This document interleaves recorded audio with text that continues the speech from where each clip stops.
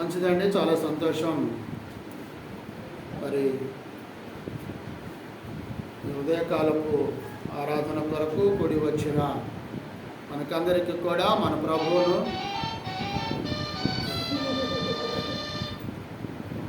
ప్రభువును రక్షకుడునైన యేసుక్రీస్తు వారి నామమున శుభాభివందనాలు తెలియజేస్తూ ఉన్నాను.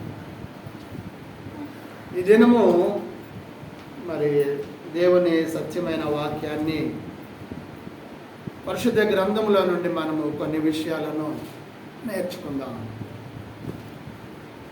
ఈరోజు ఏ వారం అండి? ఆదివారం. ఎక్కడికి వచ్చామండి? చర్చికి వచ్చాము. మర్చిటంలు మారటల్లా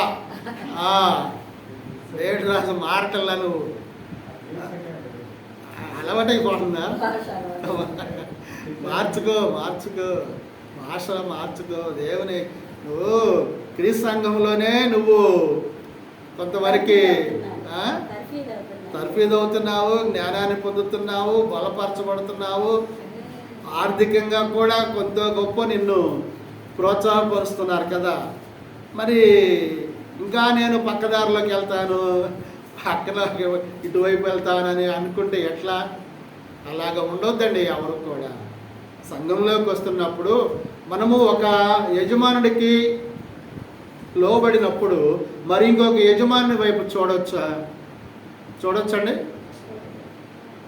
ఒక్కడే యజమానుడు కదా ఉండేది, మరి ఇంకొకరి వైపు ఎందుకు చూడాలి మనము? మరి స్థానిక సంఘానికి వస్తున్నప్పుడు మరి ఇంకొక వైపు మనం ఎందుకు చూడాలి? ఇక్కడ స్థానిక సంఘానికి ఉన్నటువంటి క్రమము, ఆ క్రమశిక్షణను బట్టి మనము నడుచుకోవాలి. మనం ఏ పాఠశాలలోకి వెళితే ఆ పాఠశాల క్రమాన్ని అనుసరిస్తామా లేదా? ఎల్కేజీ చదివినోడు యూకేజీ చదివినోడు ఎల్కేజీలోకి వెళ్ళాలి కదా. వెళ్ళాలంటే మళ్ళీ వాళ్ళు టెస్ట్ పెడుతున్నారా, పెడతలేదా? లేదు, ఫస్ట్ క్లాస్లో చేర్చుకుంటున్నారా? వాళ్ళు చేర్చుకోరు. కాబట్టి జాగ్రత్తగా ఉండడానికి ప్రయత్నం చేయండి. ఏదో వచ్చామంటే వచ్చాము, పోయామంటే పోయామని అట్లకుండా వాక్యం ద్వారా మనం బలపరచబడాలి. సరే వెళ్ళాము అనుకుందాం, ఏం నేర్చుకొని వచ్చామని అడుగుతారు. అప్పుడు ఏం చదువుతారు? కొత్త స్కూల్లో చేరుతాం, పిల్లవాడు ఏం నేర్చుకున్నాడమ్మా వాడు అంటారు మిమ్మల్ని, లేకపోతే వాడిని అడుగుతారు. ఏం చెబుతారు? అప్పుడు ఏం నేర్చుకొని రాలేదంటే ఏం చెప్పాలి? ఇప్పుడు మరి ఏం నేర్చుకొని రాలేదని వాళ్ళు చెప్పారు. ఇప్పుడు ఏం చేయాలి మనం? మళ్ళీ ఏం చేయాలండి చెప్పండి? మీరు పిల్లలందరూ చేర్చిన వాళ్ళే, ఏం చేయాలి మళ్ళీ? ఇప్పుడు ఏం చేయాలి చెప్పండి? మీరు జరగకుండా వాళ్ళు చెప్పండి. కనీసం నువ్వు ఇటు జరుగు, నాకు కొద్దిగా కనపడు. ఏం చేయాలి? ఇప్పుడు నువ్వు ఒక స్కూల్లో చదివావు, స్కూల్ మారావు. ఇప్పుడు మారినప్పుడు ఏ ప్రామాణిక మీద నిన్ను పై తరగతిలోకి తీసుకుపోతారు? వాళ్ళు పరీక్ష పెట్టారు, ఆ పరీక్షలో ఉన్న చూశారు, ఆ టీసీలో పలానా తరగతి పాస్ అయ్యాడని చెప్పారు. అంతేనా? ఇంకా ఏమైనా కూడా చూస్తారా?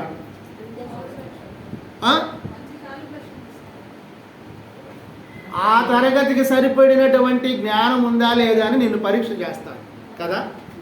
మరి సంఘంలో నువ్వు గతంలో ఎక్కడో ఉన్నావు, అర్థం చేసుకోండి.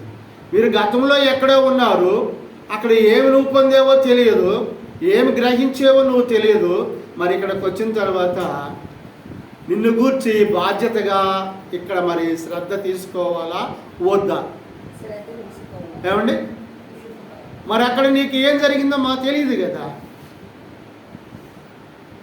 మరి ఇక్కడ క్రమశిక్షణ ప్రకారం ఇక్కడ నుంచి మరలా ఇంకో చోటకి వెళ్ళే వరకు, సపోజ్ ఇక్కడ నుంచి వేరే ప్రాంతానికి వేరే ఊరికి వెళ్ళిపోయావు, ఇక నువ్వు ఇక్కడికి రాలేవు. అక్కడికి పోయిన తర్వాత ఏం చెబుతావు?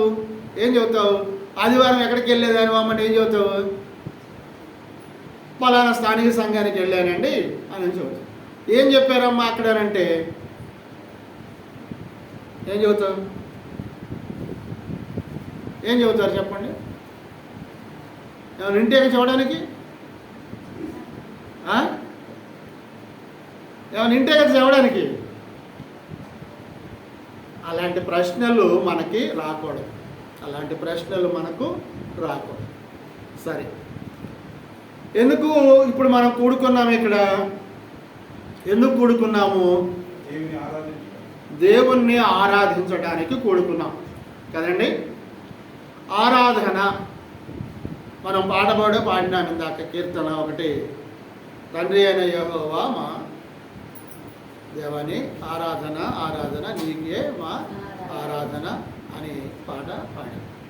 అంటే మనము సంఘముగా కూడి మనం ఏం చేయాలి? ఆయన్ను ఆరాధించాలి. సంఘముగా కూడి ఆయన నామాన్ని మనము స్తుతించాలి. సంఘముగా కూడి ఆయన్ని మనము ఘనపరచాలి. ఇందాక పాడిన పాటల చివర వచనంలో కూడా మనకు ఏమన్నది? సంఘమే కదా నిన్ను మహిమపరచు కేంద్రము. ఇది దేవుని మహిమపరచే ఒక ప్రదేశము, ఒక స్థలము. నేను ఇంట్లో కూర్చొని మహిమపరుస్తానండి, నేను టీవీ దగ్గర కూర్చొని మహిమపరుస్తానండి అని అంటే చెల్లుబాటు అవుద్దా? అది చెప్పండి, నిజంగా చెల్లుబాటు అవుద్దా? ఒకవేళ చెల్లుబాటు అవుద్దని ఒక ఆలోచన మీలో ఉందనుకోండి, అనుకుందాం. అలా అనుకున్నప్పుడు తండ్రి అయిన దేవుడు ప్రభు అయిన యేసుక్రీస్తు వారి ద్వారా భూమి మీద సంఘాన్ని స్థాపించేవాడా? అవసరమా? అప్పుడు నేను ఎక్కడో కూర్చొని నేను ఆరాధిస్తాను, నేను ఎక్కడో కూర్చొని నేను మహిమపరుస్తాను, లేక నేను ఇంట్లో కూర్చొని నేను మహిమపరుస్తాను, నేను పార్కులో కూర్చొని నేను మహిమపరుస్తాను, నేను పని చేస్తూ కూర్చొని నిన్ను మహిమపరుస్తాను అని అంటే అది దేవునికి మహిమకరమైనటువంటి విషయమా? చెప్పాలి. మహిమకరమైనదా? కాదు కదా. అందుకే కదా సంఘాన్ని ఏర్పరిచింది ఆయన. సంఘము ద్వారా ఆయన జ్ఞానమును, ఆయన నీతిని, ఆయన పరిశుద్ధతను, ఆయన మహిమను మనం ఏం చేయాలి? పొందేవారుగా, ఘనపరిచేవారుగా ఉండాలి. అందుకని సంఘములోకి మనము చేర్చబడుతున్నాం. సంఘం అనగా మరి ఇక్కడ మనకు తెలుసు ఏ సంఘం అనేటువంటిది పరిశుద్ధ గ్రంథములో మనకు తెలియచేశాడో అట్టి సంఘములో మాత్రమే నీవు ఉండాలి అని పరిశుద్ధాత్మ దేవుడు పరిశుద్ధ గ్రంథములో తన ప్రవక్తల ద్వారా వ్రాశాడు. పరిశుద్ధాత్మ దేవుడు వ్రాయించింది, అది నేను రాసింది కాదు, లేక ఇంకొక మనుషులు వ్రాసింది కాదు, లేక ఇంకొక మనుషుల చేత స్థాపింపబడినది కాదు, ఏర్పరచబడినది అంతకన్నా కాదు. కాబట్టి ప్రియ దేవుని సంఘమా, ఈ ఉదయకాలం మందు ఆరాధనకు మనము కూడి వచ్చి ఉన్నాము. ఆరాధించుటకు కూడి వచ్చి ఉన్నాము. ఆయన మహిమపరచుటకు, ఆయన మరణాన్ని మనము జ్ఞాపకం చేసుకున్నటకు, రొట్టెను విరుచుటకు మనము కూడుకొని వచ్చాం. మరి ఆరాధన ఒకే విధంగా ఉండాలా? 2 రకాలుగా ఉండాలా? 3 రకాలుగా ఉండాలా? అనేటువంటిది పరిశుద్ధ గ్రంథములో నుండి మనము పరిశీలన చేయాలి. ఆరాధన ఒక రకంగానే ఉండాలా? మరి వేరువేరుగా ఉండాలా? ఒకే రకంగా ఉండాలి. అది దేవుడు కోరుకునే ఆరాధన. ఒకే రకమైన ఆరాధన అంటే దానికి ఒక పేరు పెట్టబడింది బైబిల్లో. దాన్ని ఏమంటారంటే సత్య ఆరాధన అంటారు. దాన్ని సత్య ఆరాధన. సత్యము, దేవుడు చెప్పిన రీతిగా జరిగించే ఆరాధన సత్య ఆరాధన. అయితే మనము దీనికన్నా ముందు కొన్ని విషయాలు మనము నేర్చుకుందాం. ఆరాధన అనేటువంటిది మనము బైబిల్లో చూస్తున్నాం కొన్ని ఆరాధనలు.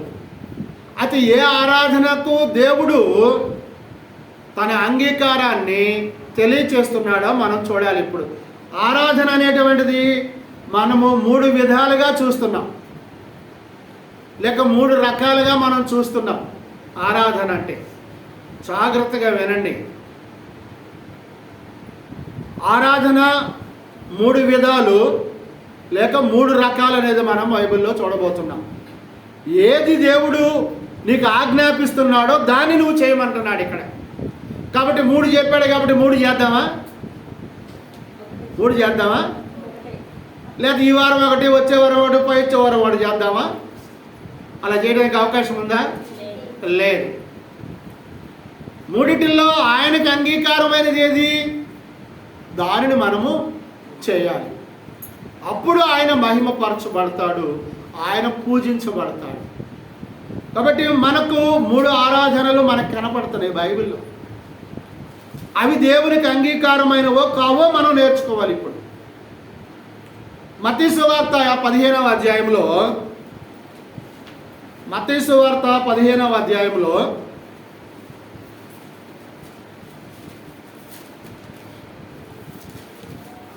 మత్తయి సువార్త 15వ అధ్యాయము 9వ వచనాన్ని మనము చూద్దాం. ఈ ప్రజలు తమ పెదవులతో నన్ను గణపరచుదురు, కానీ వారి హృదయము నాకు దూరముగా ఉన్నది. మనుషులు కల్పించిన పద్ధతులు దైవోపదేశములని బోధించుచు వారు నన్ను వ్యర్థముగా ఆరాధిస్తున్నారు. అంతే, చాలు. ఏముందండి బైబిల్ వాక్యంలో?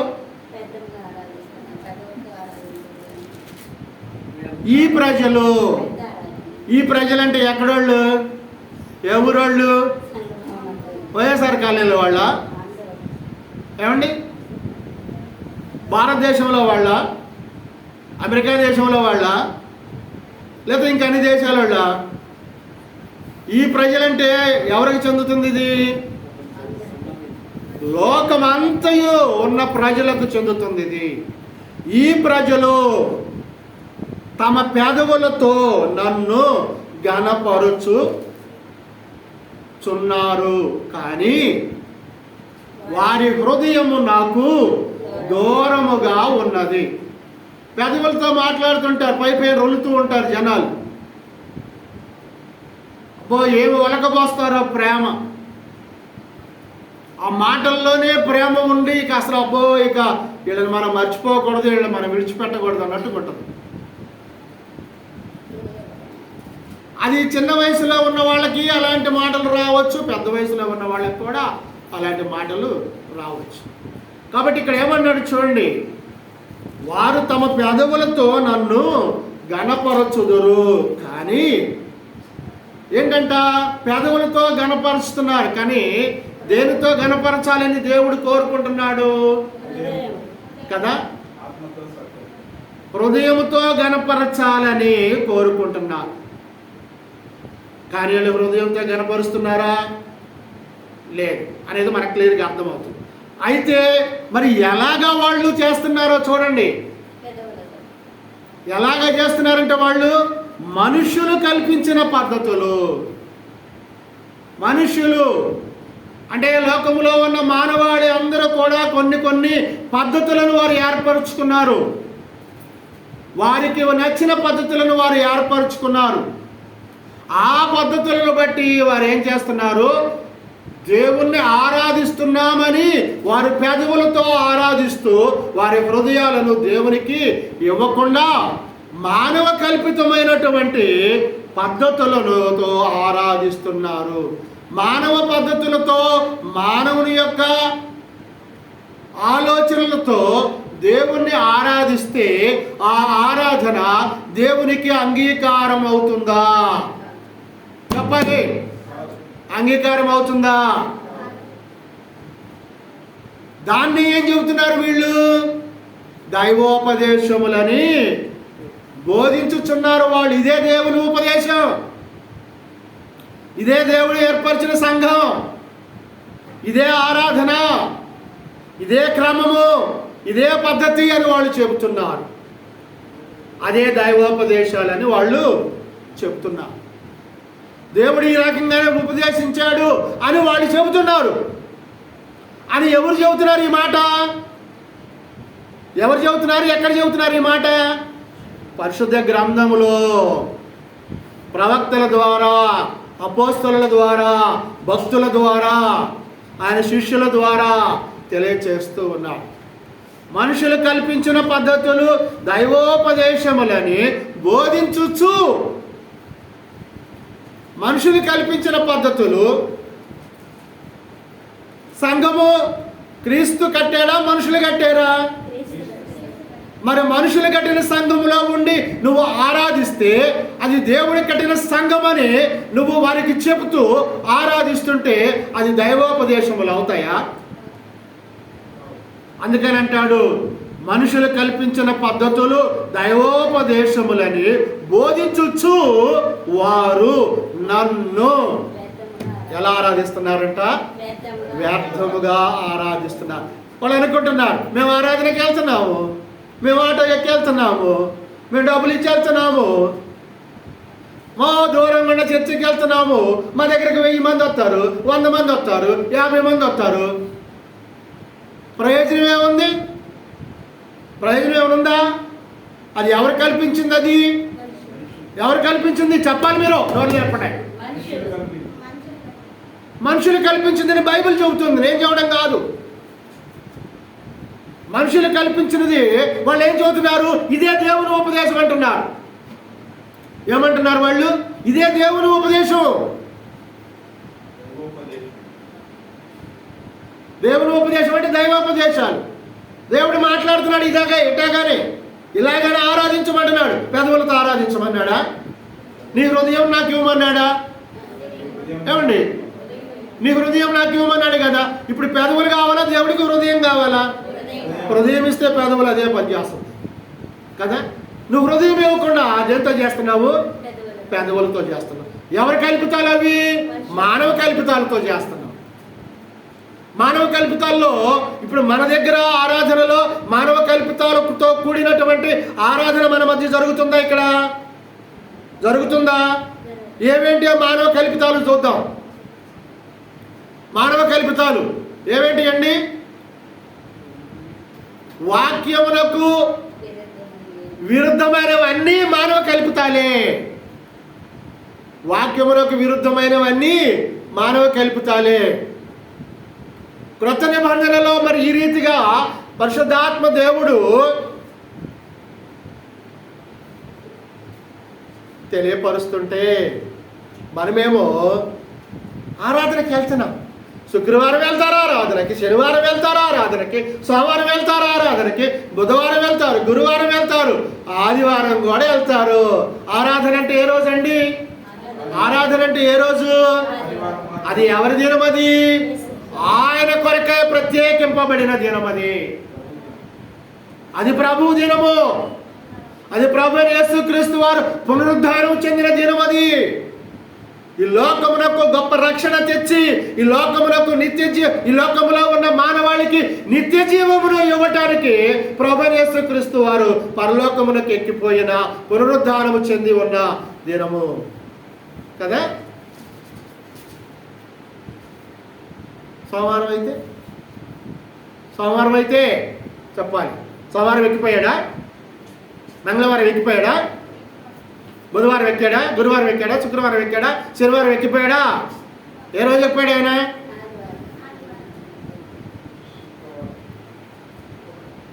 శుక్రవారం.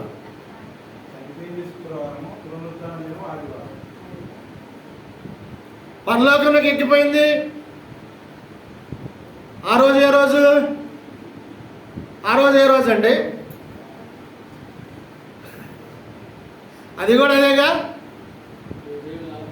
749 50వ రోజు పెంతెకోస్తు దినము. ఆ 50వ దినం ఏమొచ్చింది? ఆదివారం వచ్చింది. పునరుద్ధారణైంది ఆదివారము. అనేకులకు కనబడాడు మిగిలిన రోజుల్లో. మరలా ఆదివారానికల్లా ఆయన పరలోకానికి ఎక్కిపోయాడు, ఆరోహణ అయిపోయాడు. మరి నువ్వు ఏ రోజు ఆరాధన చేస్తావు? ఇప్పుడు ఏ రోజు అండి? ఎక్కడికి వెళ్తున్నా? ఆరాధనకు రండి, నెంబర్ 2 ఆరాధనకు రండి. పిలిచే వాళ్ళకి అర్హత లేదు, వెళ్ళే వాళ్ళకు ఉందో లేదో వాళ్ళకి తెలియాలి. అంతేనా? వ్యర్థారాధన. ఆరాధనలో మొదటిది ఏంటిది? ఇది ఎవరు కల్పించింది? మనుషులు కల్పించింది. ఇది దైవోపదేశాలని చెప్పి వెళుతూ ఉన్నారు. వ్యర్థ ఆరాధన బైబిల్లోనే ఉంది.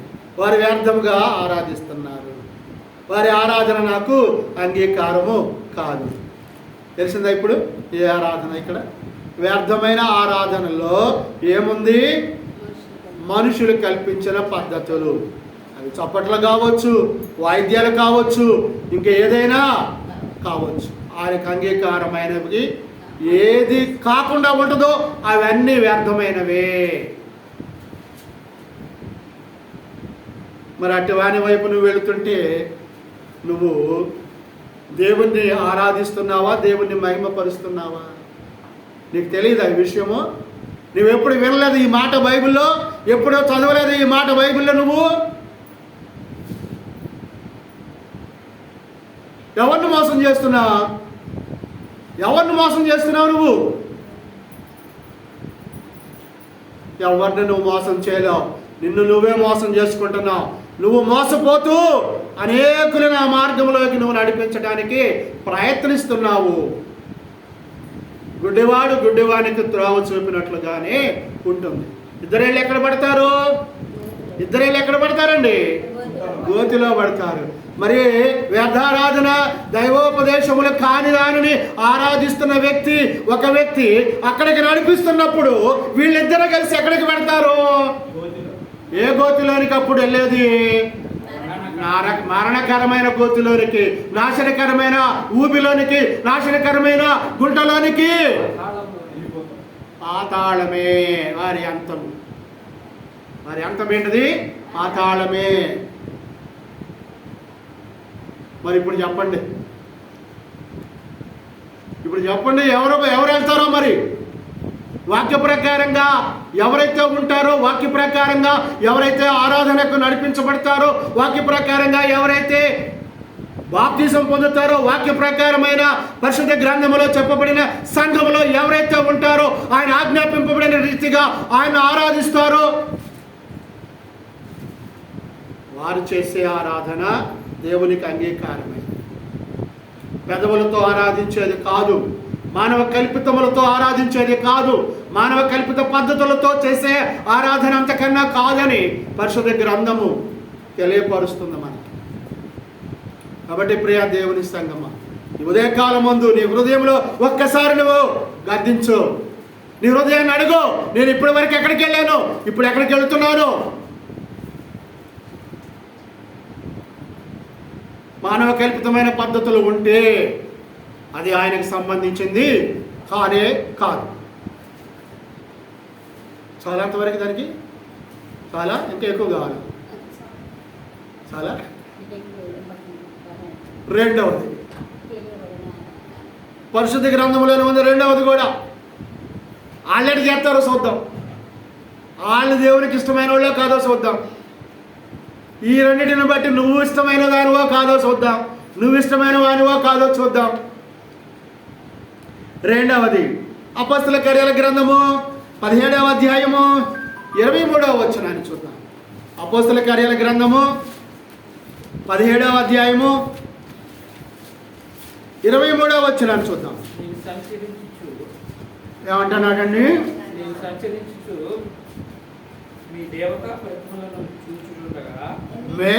నేను సంచరించుచు 23వ వచనం అండి. అపొస్తలుల కార్యాల గ్రంథము 17వ అధ్యాయము 23వ వచనం. నేను సంచరించుచు మీ దేవతా ప్రతిమలను చూచుచుండగా, దేవతా ప్రతిమలను చూచుచుండగా ఒక బలిపీఠము నాకు కనబడెను. మాట్లాడొద్దు.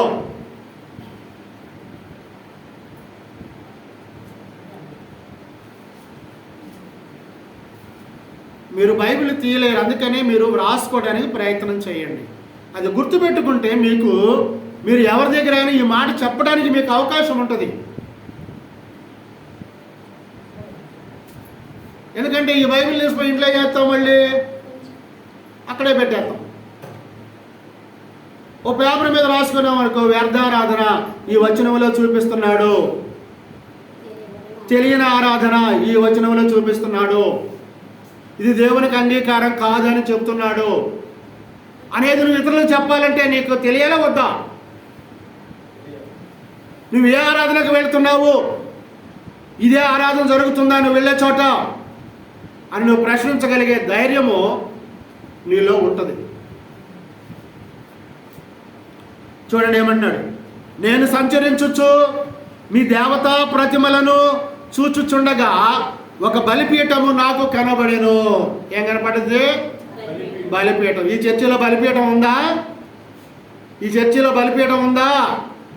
చెప్పండి, ఉందా బలిపీఠం? ఇక్కడ బలిపీఠం ఉంటే ఏం చేయాలి? ఏం అర్పించాలి? ఏం తెచ్చారు మీరు బలి ఇవ్వడానికి? ఇక్కడికి ఏమైనా తెచ్చారా? తేండి అమ్మా, తేండి. ప్రతి ఆదివారం ఏదో ఒకటి తేండి.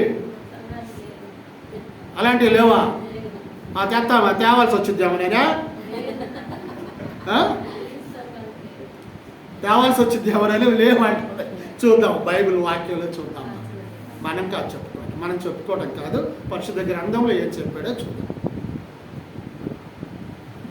మీ దేవతా ప్రతిమలు చూచుచుండగా ఒక బలిపీఠము నాకు కనబడెను. ఇప్పుడు బలిపీఠం ఉంది, బలిపీఠం కనపడుతుంది ఒక చోట.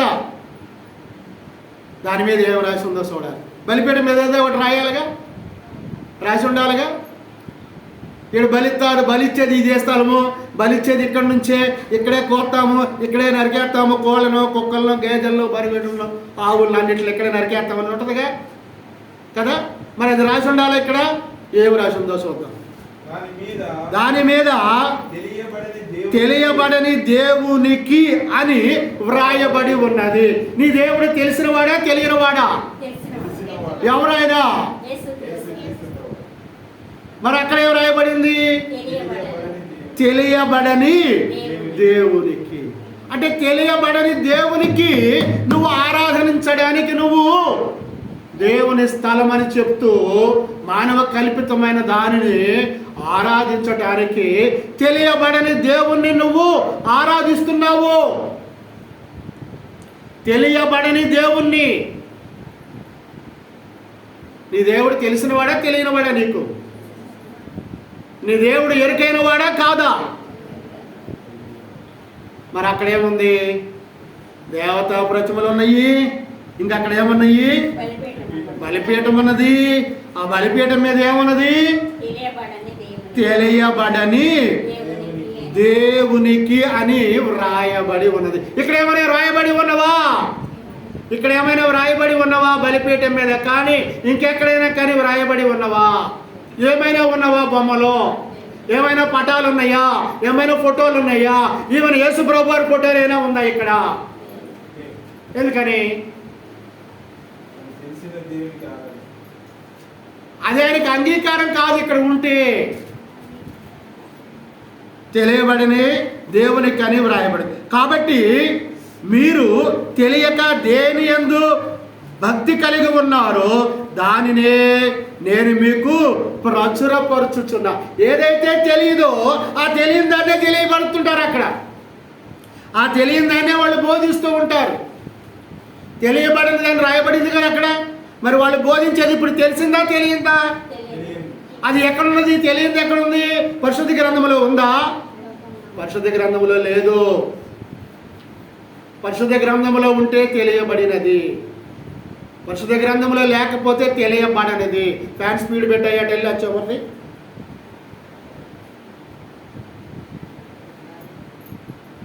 తెలియబడనిది పరిశుద్ధ గ్రంథములో ఉంటే తెలిసినది, నువ్వు నేర్చుకుంటున్నది కదా. ఏమంటున్నాడు? తెలియని ఆరాధన.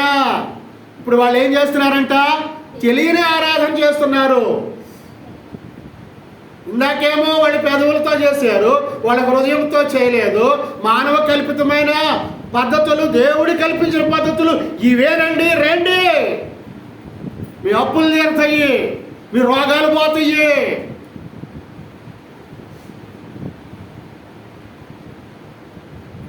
వ్యర్థమైన ఆరాధన చేస్తే ఎన్నెందుకు పోతాయి కదా.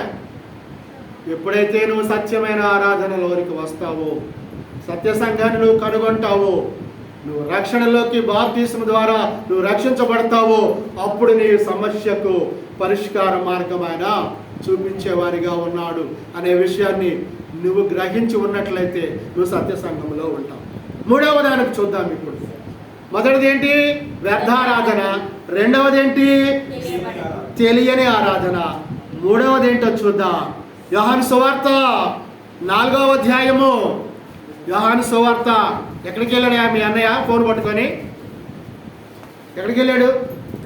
ఎందుకు?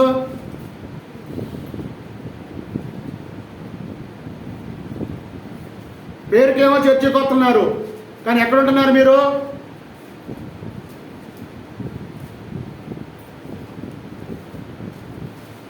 వాక్యం నేర్చుకోండి. యోహాను సువార్త 4వ అధ్యాయము 21వ వచనం నుంచి 24వ వచనాలు చూద్దాం.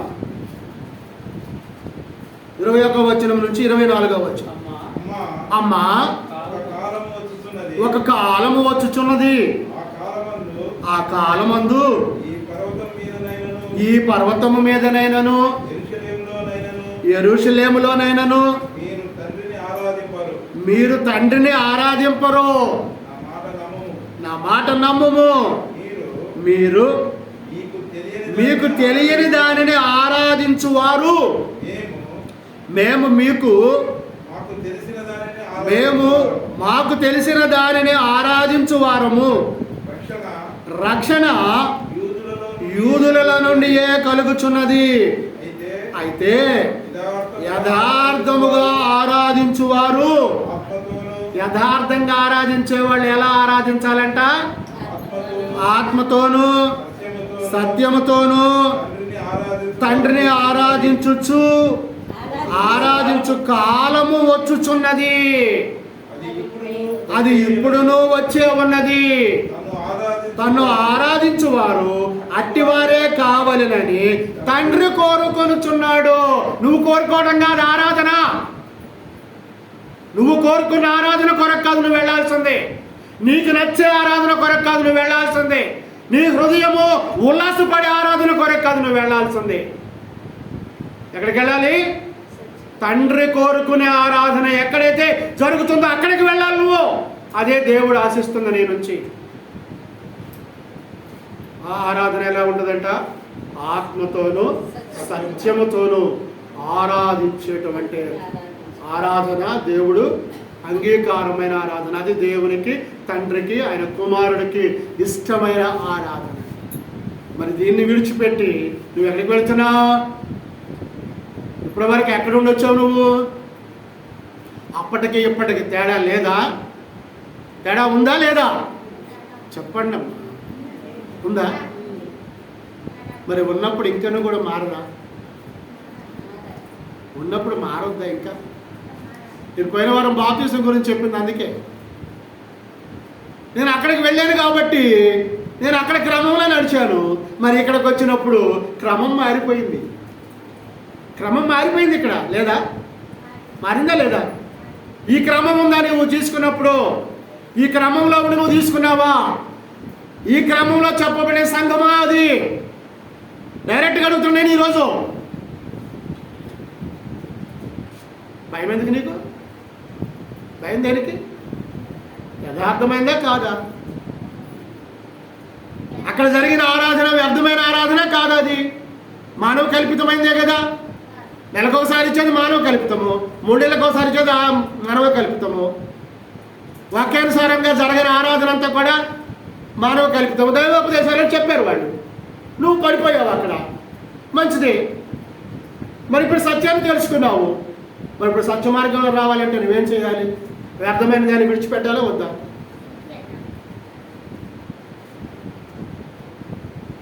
ఏమంటున్నాడు?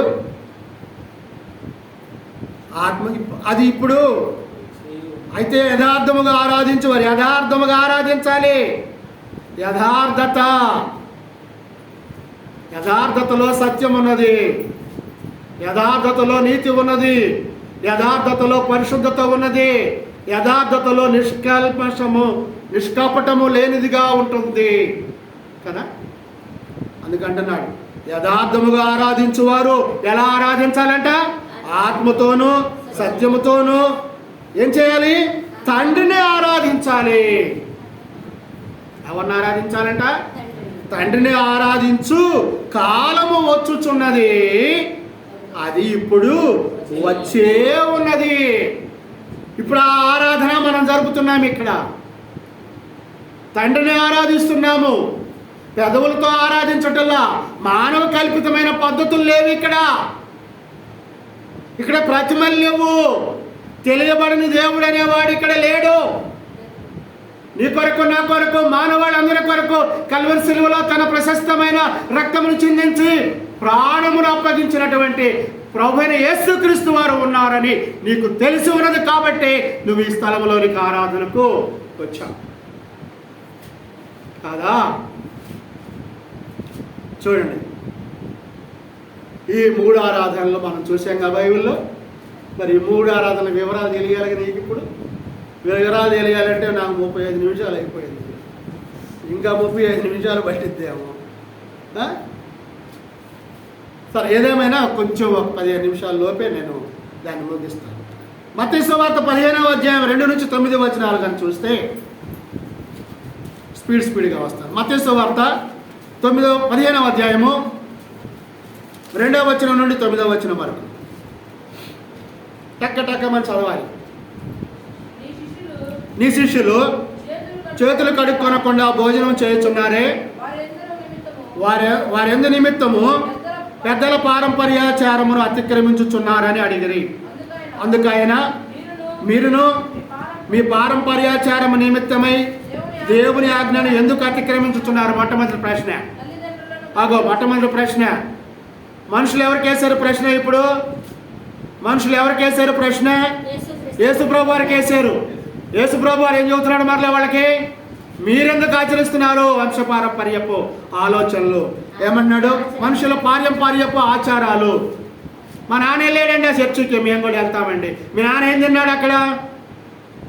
చుట్ట తాగుతాడు, బీడీ తాగుతాడు, మందు తాగుతాడు, ఇక చేయలేనివన్నీ చేస్తాడు, వెళ్తాడు. నువ్వు కూడా అదే బాట. నీకు కూడా అయ్యే ఆలోచనలా? నీయే అదే తలంపులా? నీ బిడ్డకు నువ్వేనైపోయావు? తాగకూడదు, చెడ్డ మాటలు మాట్లాడకూడదు, ఇంకా రకరకాలైన మంచి మాటలు నీ బిడ్డకు నువ్వు నేర్పావు. మరి ఇప్పుడు మీ తండ్రి చేస్తే నేను చేయలేదు కదా, కాబట్టి నేను ఆయన మాటలు నడుస్తానా? చూడండి, మనుషుల పారంపర్య ఆచారాలు, వ్యర్థారాధనలు ఏముంటాయో తెలుసా? మనుషుల పారంపర్య ఆచారాలు ఉంటాయి. అందుకని మీరును పారంపర్యాచారముల నిమిత్తము దేవుని ఆజ్ఞలను ఎందుకు అతిక్రమిస్తున్నారు? మనుషుల పద్ధతులు దైవోపదేశములు కావు కదా. ఇప్పుడు మనుషుల పద్ధతులు దేవుని ఉపదేశం కాదు, దేవుని ఆజ్ఞలు కాదు. ఇప్పుడు దేవుని ఆజ్ఞలు మీరు విడిచిపెట్టి మనుషుల యొక్క పారంపర్యాచారాల్లోకి, మీ తల్లిదండ్రులు ఆరాధించిన ఆరాధనలోకి, మీ తల్లిదండ్రులు వెళుతున్నటువంటి సంఘాల్లోకి మీరు వెళుతున్నారా? ఒకవేళ వెళుతున్నట్లయితే అది సత్య సంఘమో కాదో మీకు తెలియాలా వద్దా? అందుకని అంటున్నాడు ప్రభువైన క్రీస్తు, మీరు ఆజ్ఞలు ఎందుకు మీరారు అంటున్నాడు. ఏమంటున్నాడు ప్రభు? మీరు ఆజ్ఞలు ఎందుకు మీరారు? తర్వాత తల్లిదండ్రుల గణపరచమని తండ్రినైనను తల్లినైనను దూషించువాడు తప్పక మరణము పొందవలెనని దేవుడు సెలవిచ్చాడు కదా. మీరైతే ఒకడు తన తండ్రినైనను తల్లినైనా చూచి నా వల్ల నీకేది ప్రయోజనం అవ్వడో అది దేవారిపితమని చెప్పిన ఎడల అతడు తన తండ్రినైనను తల్లినైనను గణపరచనక్కర్లేదని చెప్పుచున్నారు. వాళ్ళు తల్లిని తండ్రిని గణపరచనక్కర్లేదని చెబుతున్నారు వాళ్ళు. కానీ వాక్యం ఏం చెబుతుందో మనకి? ఆజ్ఞల్లో ఏం చెప్పాడు దేవుడు? తండ్రి అయిన దేవుడు ఆజ్ఞల్లో ఏం చెప్పాడు? నీ తండ్రిని నీ తల్లిని సన్మానించమని చెప్పాడు కదా. మరి ఇప్పుడు ఏం చెప్తున్నారు? ఏందమ్మ నువ్వు చెప్పేదే? వాడు ముసలి నాడు పడి మూలన పడి, ఇదేనా నువ్వు నేర్చుకున్న జ్ఞానము? ఇదేనా నువ్వు పొందిన దైవ జ్ఞానము? నువ్వు మానవ కల్పితమైన పద్ధతుల్లో ఎప్పుడైతే నువ్వు ఉన్నావో ఆరాధనలో, అప్పుడే ఇటువైపు నీ హృదయము మళ్ళింపబడుతుంది. దేవుని ఆజ్ఞలలో నువ్వు రా, దేవుని ఆజ్ఞానుసారముగా మాట్లాడుకో, దేవుని ఆజ్ఞానుసారముగా నువ్వు జీవించు, దేవుని ఆజ్ఞానుసారముగా నువ్వు ప్రవర్తించు. అది వాక్యానుసారమైనదిగా ఉన్నదవుతుంది. మనుషుల ఆచారాలు కట్టుబాట్లు దేవుణ్ణి గణపరుస్తాయా?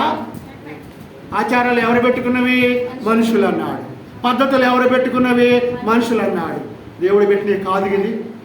మరి అలాంటి ఆరాధనకు నువ్వు వెళుతున్నట్లయితే నిన్ను దేవుడు అంగీకరిస్తాడా? అంగీకరించాడు. 2వ యోహాను సువార్త మీరు పారంపర్యాచారము నిమిత్తమై దేవుని వాక్యమును నిరర్ధకము చేయుచున్నారు. ఏం చేస్తున్నారు ఇప్పుడు?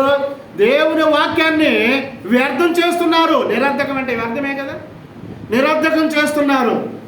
కాబట్టి మిమ్మల్ని ఏమంటున్నానో చూడు, మిమ్మల్ని ఏమంటున్నానో చూడు. ఇప్పుడు మిమ్మల్ని కాదట, మిమ్మల్ని ఇక్కడ కూర్చున్న వాళ్ళు కాదు. ప్రభు ఏమంటున్నాడు చూడు అలాంటి వాళ్ళని. ఏమంటున్నాడు బైబిల్లో? వేషధారులారా, వేషాలు వేసుకొని పోతున్నారు, వేషాలు వేసుకొని పోతున్నారు. ఆ మాట నేనంటే ఎంత కోపంగా ఉంటుందే కదా వినేవాళ్ళకి. ఏమంటే వినేవాళ్ళకి కోపంగా ఉంటుందా ఉండదా? పాస్టర్ అయ్యుడు ఇట్లాంటి మాటలు మాట్లాడతాడు ఆ ప్రార్థనకి వెళ్ళే వాళ్ళనే. ఎవరు మాట్లాడుతున్నారు ఇక్కడ? ఇక్కడ మాట్లాడుతుంది ఎవరు? ఎవరు మాట్లాడుతున్నారు చెప్పండి? ఎవరు మాట్లాడుతున్నారు? యేసు ప్రభు వారు మాట్లాడుతున్నాడు. వీడు పాస్టరే. దీని గురించి ఇప్పుడు చదువుతున్నాడు. వీడు పాస్టరే కాదా? మరి వెళ్ళే వాళ్ళని వేషధారులు అనొచ్చా? నేను అనకూడదా? ఈ వాక్య ప్రకారము సత్యమైన ఆరాధన జరిగిస్తున్నప్పుడు, సత్యమైన సంఘంలో ఉంటున్నప్పుడు, దేవునికి తెలిసిన ఆరాధన చేస్తున్నప్పుడు, దేవుని ఆజ్ఞలకు లోబడిన ఆరాధన చేస్తున్నప్పుడు కల్పితాలు చెప్పకుండా ఇప్పుడు ఈ మాట మనం అనొచ్చా? ఎవరంటున్నారు ఈ మాట? వేషధారులారా, వేషాలు వేసుకుని పోతున్నారు తెలుగులో. ఆ మాట అంటే పాస్టర్ మామూలుగా పరిస్థితిరా అనుకోరా బయట ఇప్పుడు జనం అనుకుంటారు లేదా? అనుకునే వాళ్ళందరూ వాళ్ళేగా, తెలియని వాళ్ళే కదా అని అర్థం. తెలిసిన వాళ్ళు ఎందుకు అనుకుంటారు? యేసు ప్రభువు ఏమన్నాడు? వేషధారులారా ఏమన్నాడు? ఈ ప్రజలు వెళ్ళే ఆ ప్రజలు ఏం చేస్తున్నారంటే ఇప్పుడు తమ పేదవులతో నన్ను గనపరుచుదురు, కానీ వారి హృదయం నాకు దూరముగా ఉన్నది. దూరం పోతున్నారు కానీ దేవునికి ఏమి ఇవ్వట్లేదు. వాళ్ళ హృదయాన్ని దూరంగా ఉంచుకుంటున్నారు. దూరంగా వెళ్ళేవాళ్ళు అందరూ దూరం ఉంచుకున్నట్టే. దీన్ని బట్టి ఇప్పుడు మనం అన్నాము అనుకో, ఇక మామూలుగా ఉండదు జనానికి. దూరంగా వెళ్ళే వాళ్ళందరూ దేవుడిని ఆరాధించేవాళ్ళు కాదని పరీక్షలు వస్తాయి. ఇక వాక్యమే చెబుతుందిగా మాట, నేను చెప్పడమే ఉంది. వాక్యం నీ చెప్పండి అప్పుడు అనేవాళ్ళకి ఎవరికో ధైర్యంగా వాళ్ళ నోళ్ళు మూపించండి. ఏం చెప్తున్నారో చెప్పండి అడిగేవాళ్ళకి.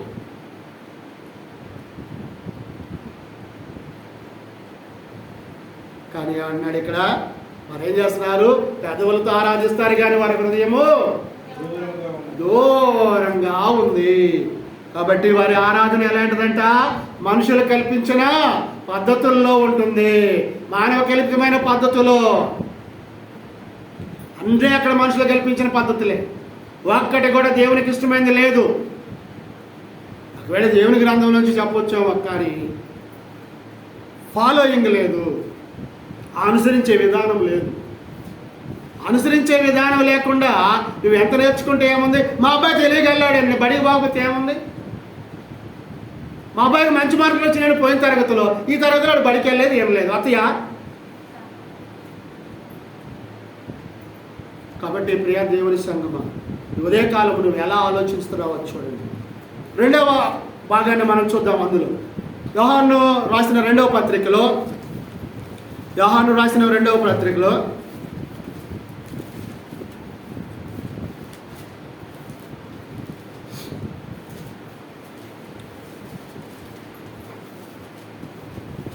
1వ అధ్యాయం ఉంటుందండు.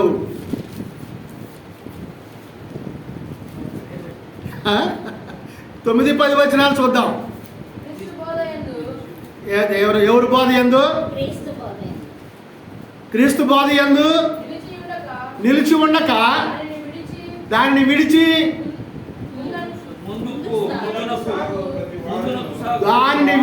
ముందుకు సాగు ప్రతివాడును ఎవరంట? దేవుణ్ణి అంగీకరించిన వాడు.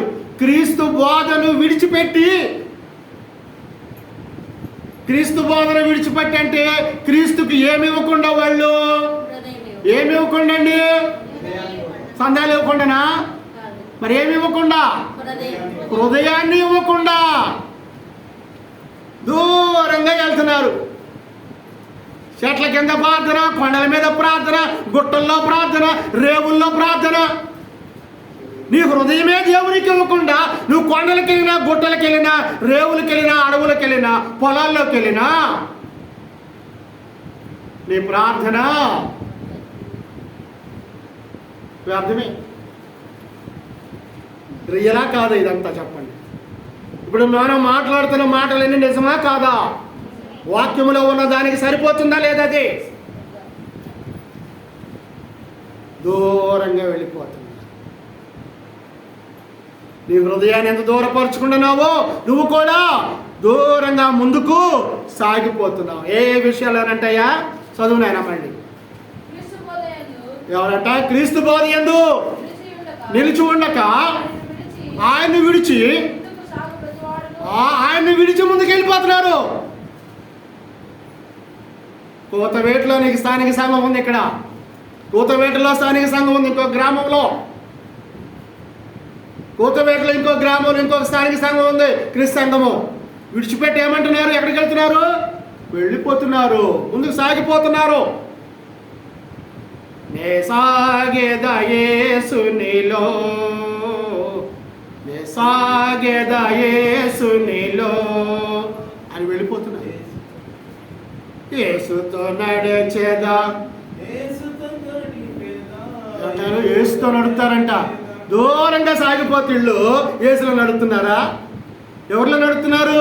ఎవరు బోధలో నడుస్తున్నారు? వీళ్ళు పేరేమో సాగేదా యేసు, కానీ ఎక్కడ ఉంటారు వీళ్ళు? క్రీస్తులో ఉండరు. కాబట్టి ప్రియా దేవుని సంగమా, జ్ఞాపకం పెట్టుకోండి. అంగీకార యోగ్యము కాని క్రియలు జరిగిస్తూ వ్యర్థమైన ఆరాధన చేస్తున్నటువంటి అనేకులను ఈ ఉదయకాలం మందు పరిశుద్ధాత్మ దేవుడు తన మాటల ద్వారా హెచ్చరిస్తున్నాడు. జాగ్రత్త.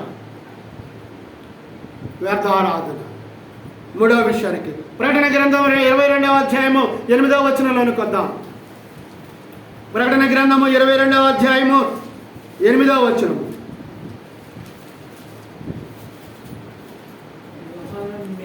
యోహానను నేను ఈ సంగతులను వినినవాడను చూచినవాడను, నేను విని చూచినప్పుడు వాటిని నాకు చూపుచున్న దూత పాదముల ఎదుట నమస్కారము చేయుటకు సాగిలపడగా అతడు వద్దు సుమే, నేను నీతోనూ ప్రవక్తలైన నీ సహోదరులతోనూ ఈ గ్రంథమందున్న వాక్యములను గైకొను వారితోనూ సహదాసుడను. ఈ గ్రంథమున్న వాక్యముతో నువ్వు ఉంటేనే, ఈ గ్రంథమున్న వాక్యముతో నువ్వు ఉంటేనే దేవునికే నమస్కారం చేయమని చెప్పాను. నువ్వేం చేస్తున్నావు? దేవుని వాక్యమును నువ్వు కలిపే వారి దగ్గరకు వెళుతున్నావు. దేవుని వాక్యాన్ని నువ్వు చెరిపే వారి దగ్గరకు వెళుతున్నావు. ఇంకా ముందుకు వస్తే 19వ వచనంలో ఈ గ్రంథంలో ఉన్న తెగుళ్ళండి వాళ్ళకే వస్తాయంట. ఎవడైనాను ఈ ప్రవచన గ్రంథములలో వాక్యములలో ఏదైనా తీసివేసిన కలిపిన దేవుడి గ్రంథములో వ్రాయబడినది జీవవృక్షములోను పరిశుద్ధ పట్టణములోను వారికి పాలు లేకుండా.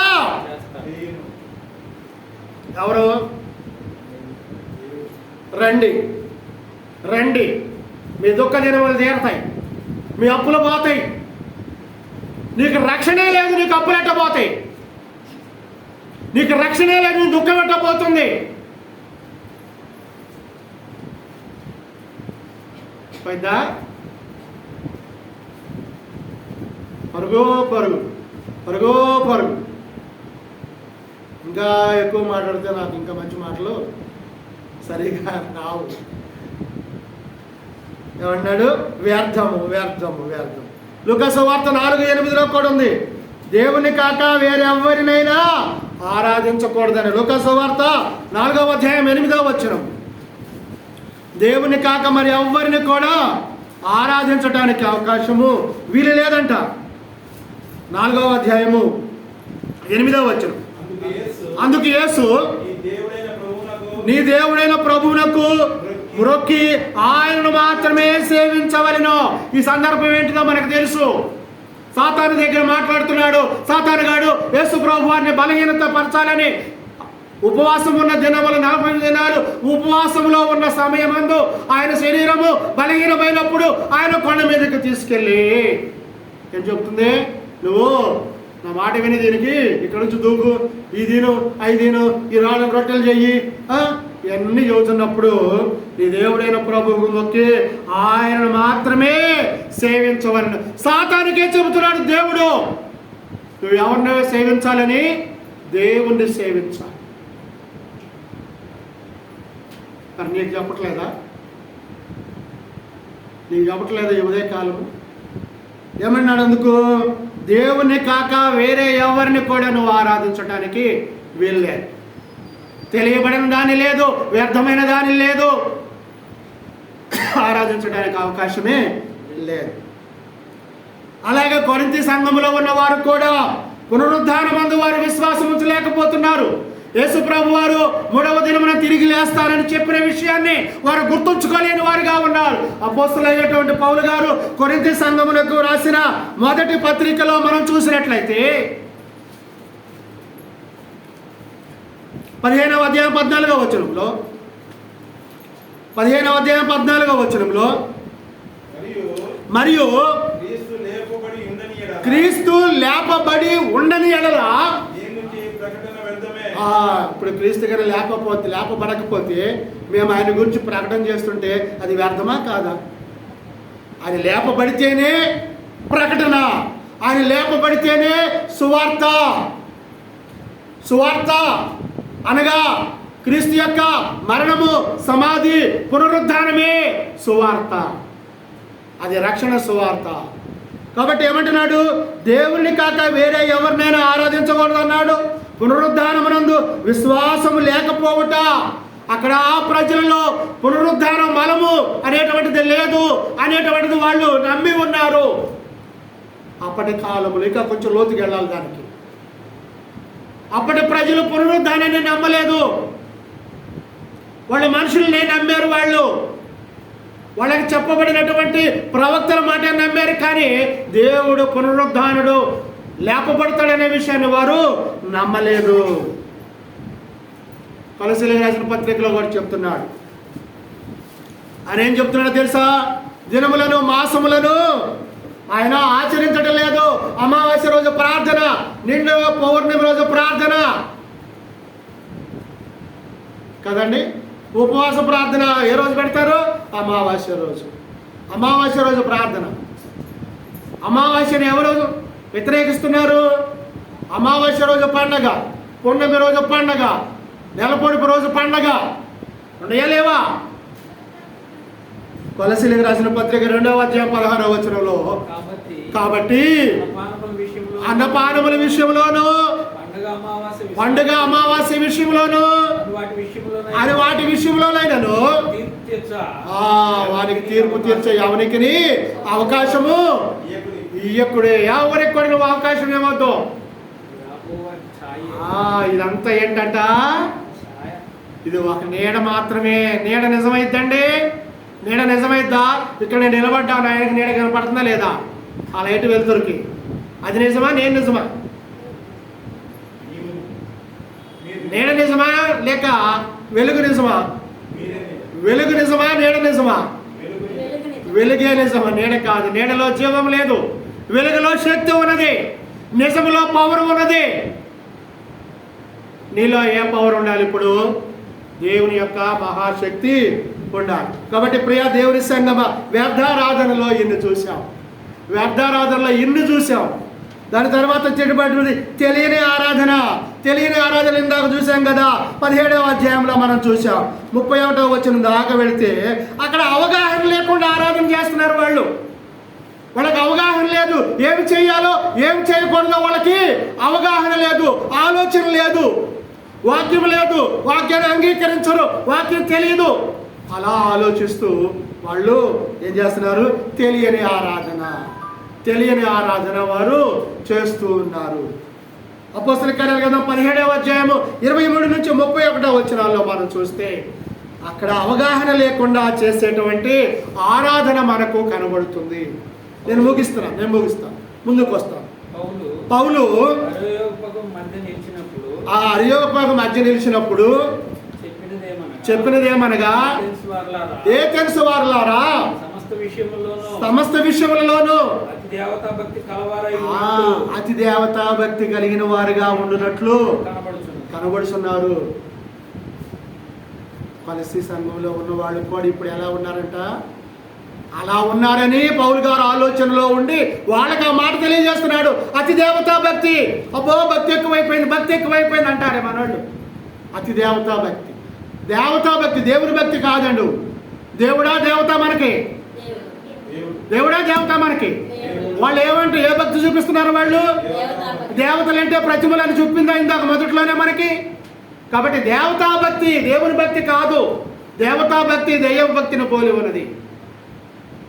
అలాంటి పరిస్థితుల్లో అవగాహన లేకుండా, అంటే వారి దేవునికి దెయ్యానికి తేడా తెలియదు. జీవము కలిగిన దేవుని వాక్యానికను, జీవము లేని మానవ కల్పితమైన వాక్యాలకను, మానవ కల్పితమైన సిద్ధాంతాలకు అవగాహన లేకుండా, తేడా లేకుండా, వ్యత్యాసం లేకుండా నువ్వు ఆరాధనకు వెళుతున్నట్లయితే నువ్వు ఆరాధించే ఆరాధన అది సత్యమైన ఆరాధన కాదు. తెలియని ఆరాధన. తెలియబడిన దేవుడని వ్రాయబడింది అక్కడ. తెలియబడిన దేవుడని వ్రాయబడి ఉన్న ఆ బలిపీఠము దగ్గరికి వెళ్ళి నువ్వు ఆరాధిస్తుంటే, నువ్వు ఆరాధించేవాడివి, దాని ముందున్నది చదువుకోవా? అది తెలియబడిన దేవుడా? తెలియబడిన దేవుడని వ్రాయబడి ఉంటే నువ్వు పోయి ఆరాధిస్తే అక్కడ ఎవరు లేనట్టు అండి. అక్కడ లేనట్టే కదా. మరి దేవుడు లేని చోట నువ్వెట్టుంటావు? దేవుడు ఉంటేనే నీకు అనుమతి, దేవుడు లేకపోతే నీకు అనుమతి లేదు. ఒకవేళ అనుమతి ఉందంటే అది ఎవరు నిన్ను తీసుకుంటారు? అపవాది సంబంధం. చివరిగా వద్దాము. తెలియని ఆరాధన అయిపోయింది, వ్యర్థమైన ఆరాధన అయిపోయింది. సత్య ఆరాధనలోకి వద్దాము. సత్య ఆరాధనలోకి వస్తే బైబిల్లో ఉన్నాయి మొత్తం చెప్పాలి. సత్య ఆరాధనలోకి వస్తే బైబిల్లో ఉన్నాయి మొత్తం చెప్పాలి. సత్య ఆరాధన ఎలాగా? ఇందా చదివాము యోహాను సువార్త 4వ అధ్యాయము. ఆత్మతోనూ సత్యముతోనూ ఆరాధించు ఒక కాలము వచ్చుచున్నది, అది ఇప్పుడు వచ్చే ఉన్నది, ఇప్పుడు అది మన మధ్యే ఉన్నది. కాబట్టి నువ్వు ఆరాధించే ఆరాధన అది దేవునికి యోగ్యమైనది, అంగీకారమైనదిగా ఉండాలి తప్ప మానవ కల్పితమైనదిగా ఉండకూడదు. అప్పుడు ఏం చేయాలో తెలుసా? బోధించాలి. ఆరాధనలో ఏం చేయాలి? బోధించాలి. ఆరాధనలో ఏం చేయాలి? ప్రార్థన చేయాలి. ఆరాధనలో ఏం చేయాలి? పాటలు పాడాలి, ఆత్మీయ గీతాలు పాడాలి. ఆరాధనలో ఏం చేయాలి? కానుకలు ఇవ్వాలి. ఆరాధనలో ఏం చేయాలి? ప్రభు యొక్క భోజనపు బలలో పాలు పంపులు పొంది నువ్వు ఆయన మరణాన్ని నువ్వు జ్ఞాపకం చేసుకోవాలి.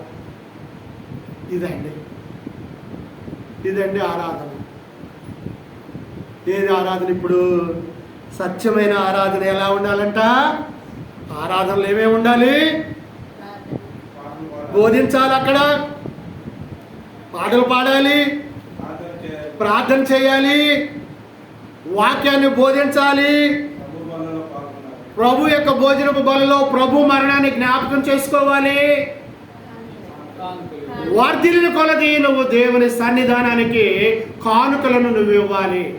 అదే ఆత్మతోనూ సత్యముతోనూ ఆరాధన, అదే దేవునికి ఇష్టమైన ఆరాధన. అట్టి ఆరాధనే దేవునికి ఇంపైన సువాసన కలిగిన ఆరాధన. కాబట్టి ప్రియా దేవుని సంగమ ఆలోచించండి, ఇంటికి వెళ్ళి ఆలోచన చేయండి. ఏంటి ఇప్పటి వరకు నేను ఏ ఆరాధనలో ఉన్నాను? తెలిసిన ఆరాధనలో ఉన్నానా? తెలియని ఆరాధనలో ఉన్నానా? కల్పితంలో ఉన్నానా? దేవుని చిత్త ప్రకారమైన దానిలో ఉన్నాను. ఇప్పుడు నేను ఎక్కడున్నాను? ఏది సత్యం, ఏది మాన్యము? నీకే దేవుడు అవకాశాన్ని ఇస్తున్నాడు. జాగ్రత్త.